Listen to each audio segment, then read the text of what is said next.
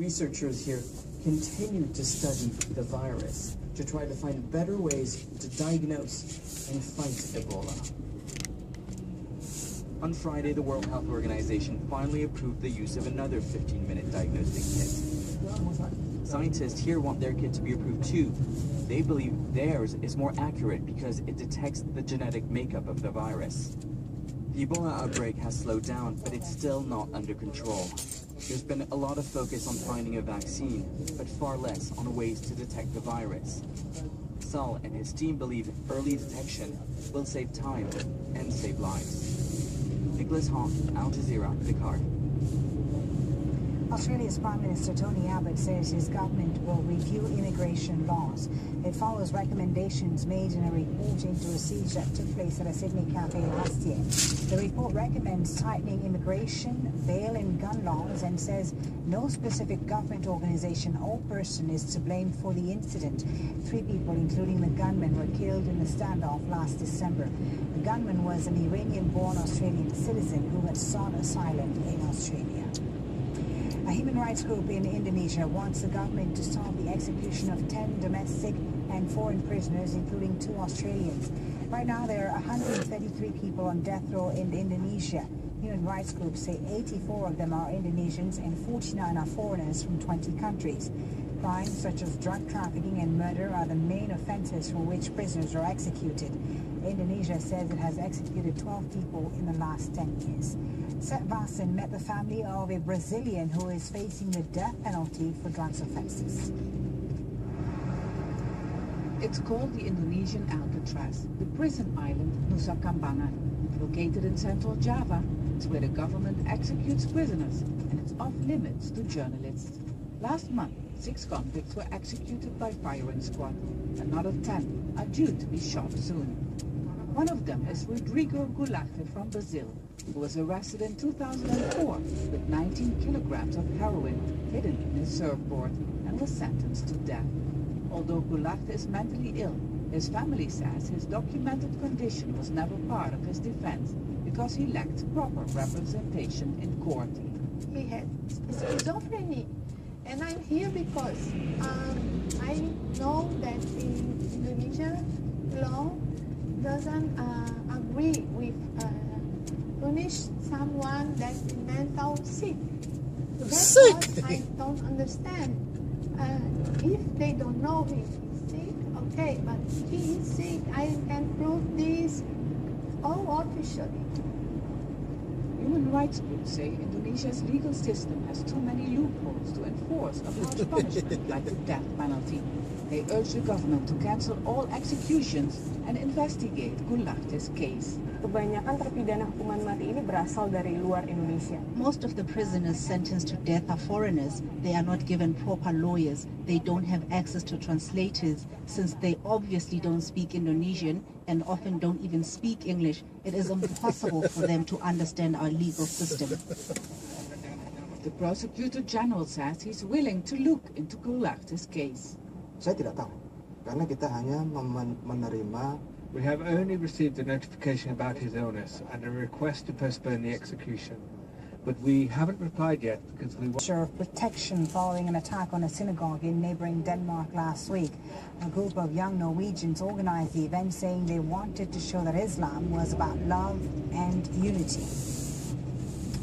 The Greek government is racing to finalize its terms of a debt deal with the European Union. The new left-wing cabinet has until Monday to convince creditors it can balance its books as well as convince Greeks it will keep its election promises. Those include making the civil service more effective and combating tax evasion. Now, Hollywood is gearing up for the biggest night in its awards calendar, the Oscars. This year, the top prize, the Best Picture, is between the dark comedy Birdman and the coming-of-age drama Boyhood. But what about the big money-making blockbusters? Well, they aren't on the list. Phil Levelt takes a look at one. The red carpet is ready. No, not that one. This one. They're all over town, in fact, as Hollywood prepares and fans go crazy for the Oscars. Parties everywhere. Film is fuel for this place.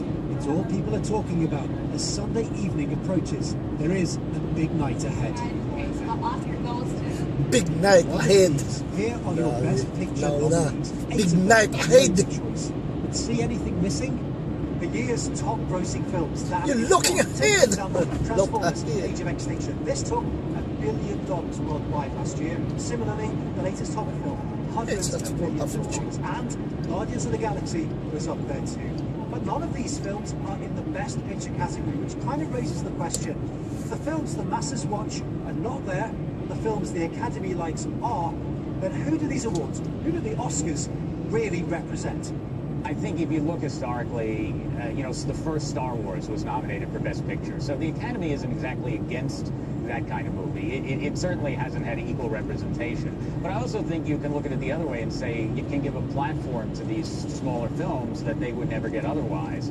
And a lot of times the movie that wins Best Picture then gets a big bump at the box office, and more people go to see it because of that. Nancy Schreiber is an award-winning cinematographer by day, member of the Academy by night. 6,000 strong, they pick the winners, though very few reveal their identities. Here's her take on the issue. We really need the Oscars to be highlighting the smaller films, and I think that's probably... Don't get a nomination, you can always look on the bright side, like the makers of the hit Lego movie. I mean, we were too honest for the Academy, right? They couldn't take our message. Something like that. This ceremony is watched worldwide. It is hugely influential. It's clearly doing something right, even if the makers of those who don't get a look in perhaps think otherwise. Phil Lavelle, Al Jazeera, Hollywood. Now, a village in India has undergone a massive transformation in the last 8 years. Unsari in Gujarat state now has fully paved roads, water purifying plants, and even Wi-Fi. It's largely due to a local engineer who says the development can be replicated in other parts of the country. Faiz Jamil went to the village to find out more. At first glance, it looks like any other village in India. But that changes if you look and listen closely. Kuldeep Chauhan is an engineer responsible for the high-tech amenities in Punsari village, including 24 security cameras and free public Wi-Fi. Growing up in this village, Chauhan remembers wading through mud to get to school. Today, it's very different. 100% RCC rasta hai. We have paved roads, sewage and water supply, as well as high-tech amenities and even apps so parents can watch their kids' activities in school. The changes here are focused on helping people.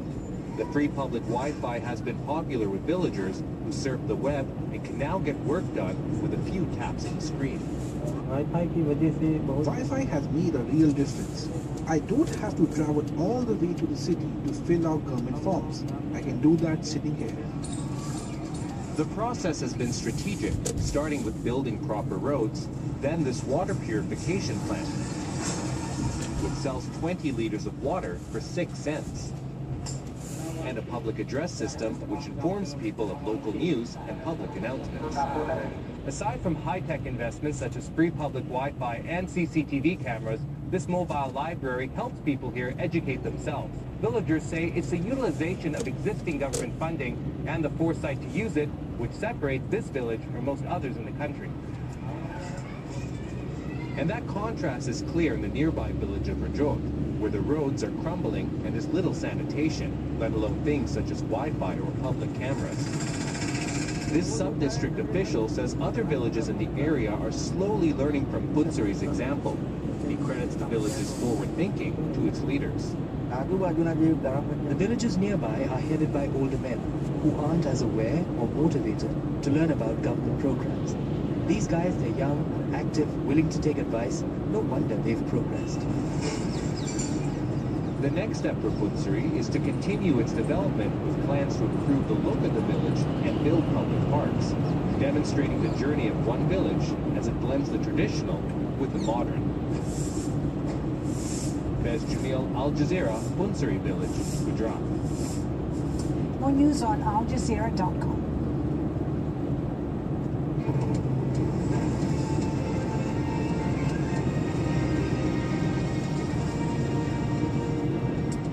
again, I'm fully Batibo with the headlines on Al Jazeera. The Syrian government has called a Turkish military operation in northern Syria an act of flagrant aggression. Hundreds of Turkish soldiers were sent to move an Ottoman tomb which was given to Turkey in 1921. Damascus says it was informed but did not give its permission. Bernard Smith is in Istanbul. The Turkish government has no appetite to involve its military in the war in Syria, so it might have needed to pull its troops out from the shrine to avoid the risk that ISIL attack them, so forcing Turkey's hand. And it comes as Turkey and the US agree to train Free Syrian Army fighters here. The first time Turkey has agreed to take such an overt role in the battle against ISIL. At least 2 people have been killed and 10 others injured after an explosion at a march in the Ukrainian city of Kharkiv. People were marking the 1-year anniversary of the Maidan protests when the bomb went off. Police say they've detained some of the suspects. In Nigeria, there are reports that a female suicide bomber, who witnesses say could be as young as 7 years old, has killed 5 people. She detonated explosives strapped to her body at a security checkpoint outside a market. This happened in the northeastern town of Potiskum. 19 other people were wounded and taken to hospital. A group claiming loyalty to ISIL says it's responsible for an attack on the Iranian ambassador's residence in Libya.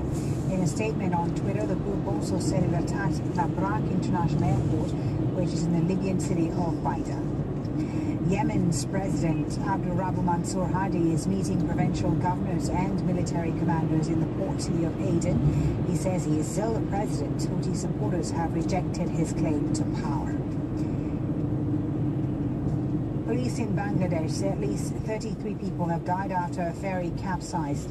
The ferry reportedly hit a cargo vessel on the Padma River, about 40 kilometers northwest of the capital, Dhaka. Police say they've saved around 50 passengers. It's thought there were around 100 people on board. You're up to date with the headlines. Coming up next on Al Jazeera, it's the Listening Post. Do stay with us. Some diplomats are saying to me, you should step up and get directly involved. Hard-hitting interviews. Africa is not just diseases. Africa is beauty. We don't invent Ebola. That get to the heart of the matter. With this kind of cyber warfare, you could, in theory, make a Chernobyl event happen. Talk to Al Jazeera at this time.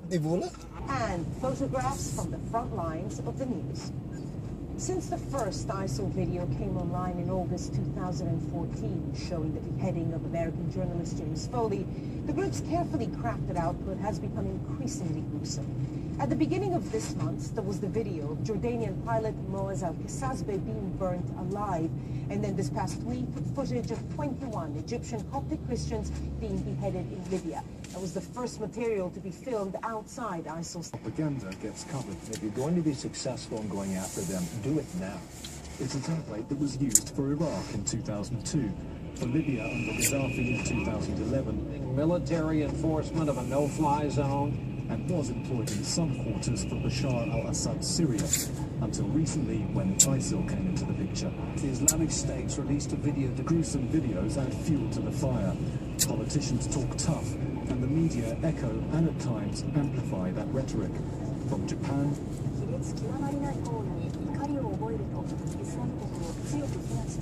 to Jordan نبدأ نشرتنا بالجريمة البشعة والشنيعة التي اقترفتها إصابة داعش الإرهابية to Egypt. تحية لأعظم جيش في الدنيا. تحية لجيشنا العظيم.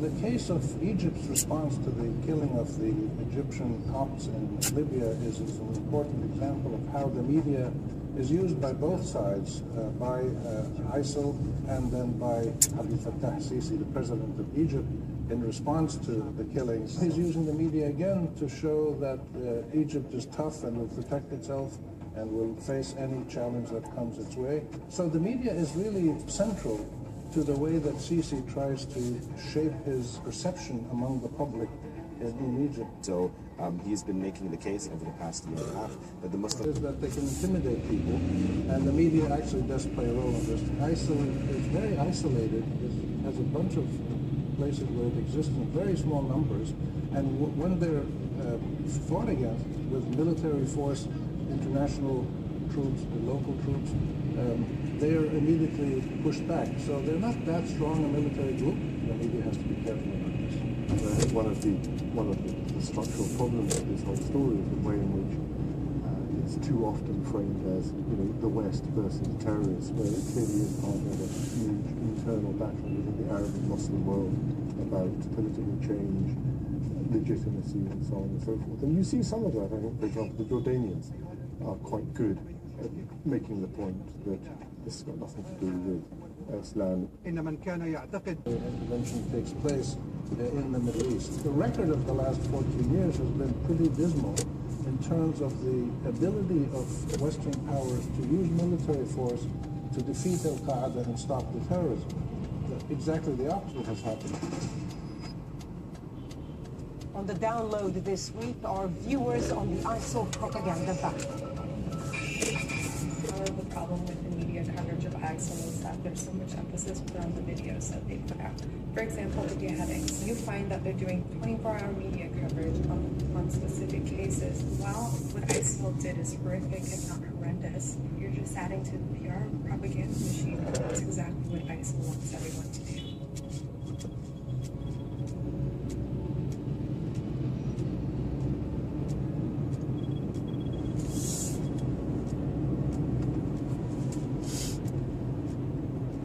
News, for example, which is a very hawkish pro-war channel, was the only channel that showed the video of the Jordanian pilot being burned to death in its entirety, and there's a reason for that. The station's ideologue, they want people to be outraged, they want people to support further military efforts against the Islamic State. And meanwhile, the Islamic State looks at this as an opportunity to get more attention. We're always open to viewer feedback and ideas. If you've got an opinion on the news media, go to our Facebook or Twitter page. Our Twitter handle is @AJ Listening Post. Fire up the camera, make a worthwhile point, hit send, and we'll see you on the download. Other stories on our radar this week. 2 media incidents in 2 neighboring countries, Sudan and South Sudan. On the 16th of February, in the Sudanese capital, Khartoum, intelligence and security services stopped the print runs and seized all copies of 14 newspapers. Newspaper seizures have taken place before in Sudan, but this is the first time that so many outlets have been targeted at once. Information Minister Ahmed Bilal Osman said the newspapers were seized in accordance with the law, but gave no reason for the mass confiscations. Local journalists called the raids a massacre on the Sudanese press and protested outside the press council. Over in South Sudan, Information Minister Michael McQuay has threatened to shut down media organizations who publish or broadcast interviews with anti-government rebels. The government in Juba has been fighting a civil war with the rebels since the end of 2013, and the warning came off the back of a broadcast by the United Nations-run Miraya FM station that interviewed a senior opposition figure. McQuay said, quote, "If you can go as far as interviewing the rebels to come and disseminate their filthy ideas to the people and poison their minds, that is negative agitation." Similar statements have been made at least twice before, and the minister cautioned media outlets. The chief political commentator of Britain's Daily Telegraph newspaper has resigned over the paper's coverage, or lack of it, of the HSBC tax evasion story. Peter O'Born had been with the London-based broadsheet for 5 years, and he explained his move in a blog post on the Open Democracy website, calling the Telegraph's non-coverage of HSBC a fraud on its readers. O'Born says that distinction between the advertising and editorial departments at the Telegraph had collapsed, and that advertising priorities are allowed to determine editorial judgment. A spokesperson for the Telegraph called O'Born's attack full of inaccuracy and innuendo and said that the paper utterly refutes his allegations. The Guardian, one of the Daily Telegraph's main competitors and a member of the consortium of journalists who broke the HSBC story, has revealed that since the publication of those reports, the bank's advertising with the paper has been on, quote, pause. HSBC is a big player in the UK advertising market. The latest figures indicate they spent £5.1 million across print titles in the first 8 months of 2014. In the Philippines, a radio host has been shot and killed, the second journalist to be murdered there this year. Marito Lim was the host of a program called Chairman Mao on Board, which aired daily on Radio Ascenso. In his broadcasts, Lim was known to take on local officials with links to the drugs trade.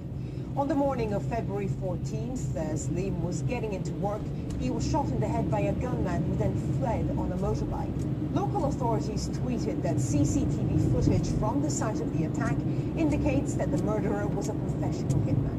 An investigation is underway, but in the Philippines, chances of the case being solved are slim. According to the Manila-based Center for Media Freedom and Responsibility, 26 journalists have been killed in the country since 2010, when President Benigno Aquino came into office.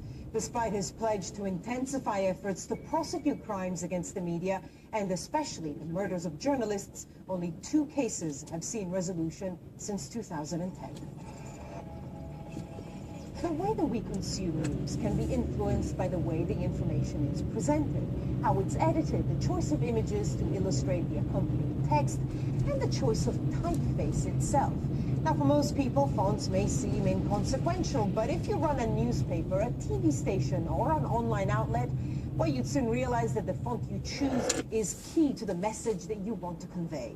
Because in the process of storytelling, fonts are used to set the tone and project authority. And in a world where news can be agenda-laden and where information is often being framed in a particular way, something as subtle as the choice of a typeface plays a central role in that framing. The Listening Post use languages around the world where there are not many fonts available for those languages. And that is sad. One of the big challenges when it comes to Arabic typography, in the Arab world we have this very rich calligraphic heritage, but then there is this big break because you jump into our modern times and you look at the digital fonts, and all of a sudden that rich heritage was not properly translated to today's. So the biggest challenge when it comes to Arabic fonts is content. That has started to change very recently because brands have been aware that they need to have visually distinct personality as part of the brand. What's happening in the world right now that's affecting our languages, the way we speak, the way we design our languages, is that it's becoming globally generic. When it becomes globally generic, you lose local complexity. In fact, it's the interest of more generics to replace local complexity. But I think the real challenge for us is to preserve that, to look for what heritage has led to a certain kind of language, and go back and try and reinforce and capture that.